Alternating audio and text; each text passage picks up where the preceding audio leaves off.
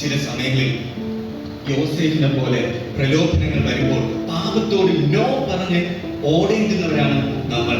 ചില സമയങ്ങളിൽ Shadrak, Meshach, Abednego തീയിൽ നിന്ന് ക്രിസ്തുവിന്റെ സാക്ഷികളായതുപോലെ ദൈവത്തിന് വേണ്ടി പതറാതെ തീയിൽ നിന്നതുപോലെ തീയിൽ നിൽക്കേണ്ടുന്നവരാണ് നമ്മൾ. ചില സമയത്ത് ഇയ്യോബിന് എല്ലാം ഉണ്ടായിരുന്നപ്പോഴും എല്ലാം നഷ്ടപ്പെട്ടപ്പോഴും ഇയ്യോബ് ദൈവത്തെ തള്ളി പറയാതെ ദൈവത്തെ കാത്തിരുന്നത് പോലെ ദൈവത്തെ കാത്തിരിക്കേണ്ടുന്നവരാണ് നമ്മൾ. ചില സമയങ്ങളിൽ ക്രിസ്തു തനിക്ക് നേരിട്ട അപമാനങ്ങൾ, നീതിമാനായിരുന്നിട്ടും തന്നൊരു പാപി എന്ന് കുറ്റം ചുമത്തി മുറിവേൽപ്പിക്കുമ്പോഴും ആ മുറിവുകൾ സഹിച്ചുകൊണ്ട് ദൈവമേ, പിതാവേ, ഇവർ ചെയ്യുന്നത് ഇന്നതെന്ന് അറിയായ്മ കൊണ്ട് ഇവരോട് ക്ഷമിക്കണമേ എന്ന് പ്രാർത്ഥിച്ചതുപോലെ ക്ഷമിക്കുവാനും പ്രാർത്ഥിക്കുവാനും ഉള്ളവരാണ് നമ്മൾ.